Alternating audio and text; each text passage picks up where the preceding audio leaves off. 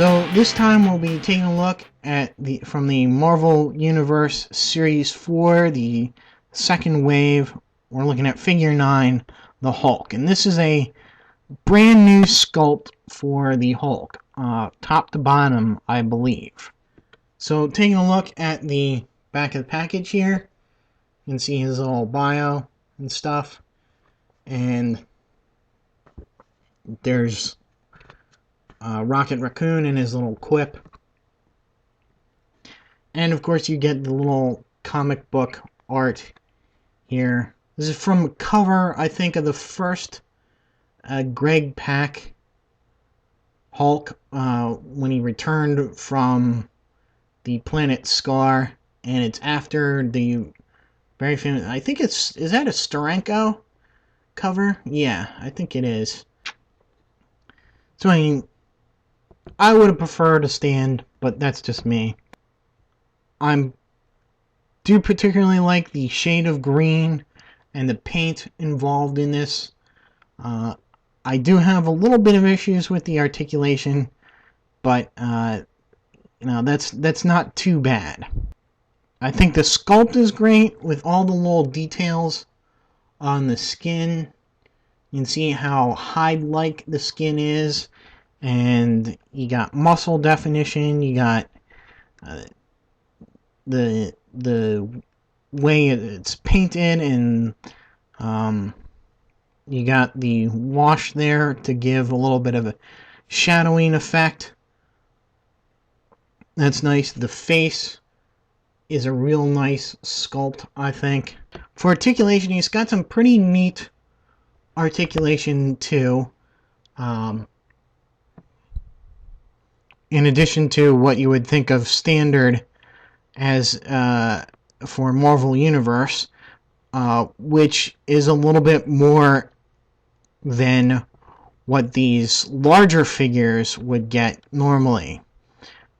So his head goes left and right, of course, and very far up as well as very far down. And there is even some slight articulation in the neck back there. You can see that slightly move left and right, and even forward and back some.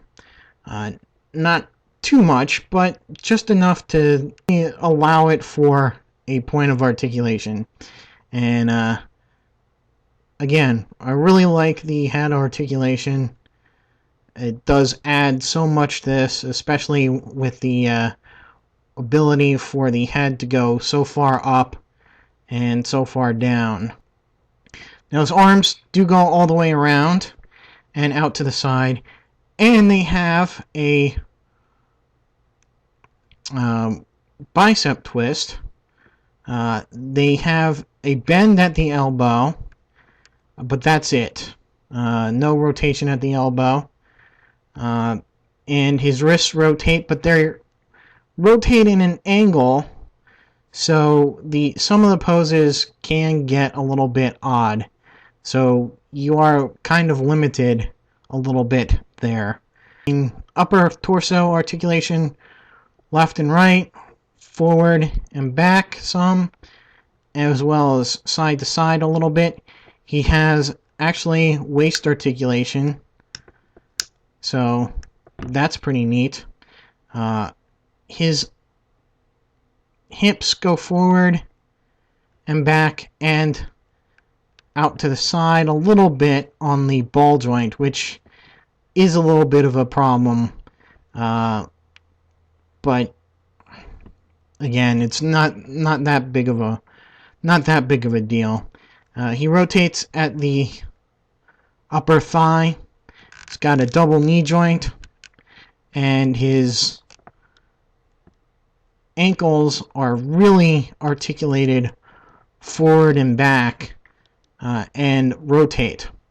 However, there's none of the side-to-side rocker rotation that I was expecting, and that unfortunately does limit your posing of the figure a little bit, and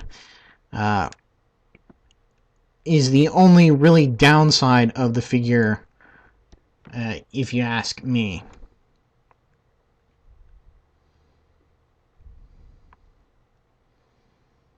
So,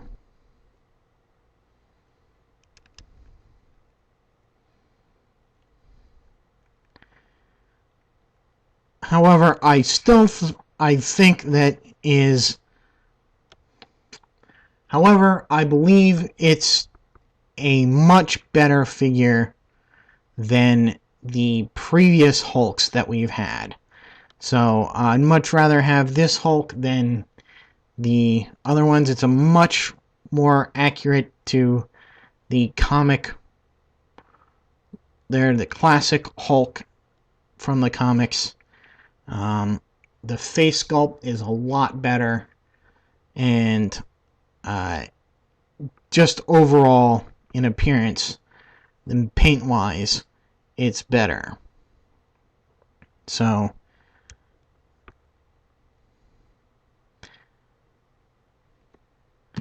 I guess that'll be it for the Hulk. Stay tuned for the next figure from this wave, and until then, I'll see you.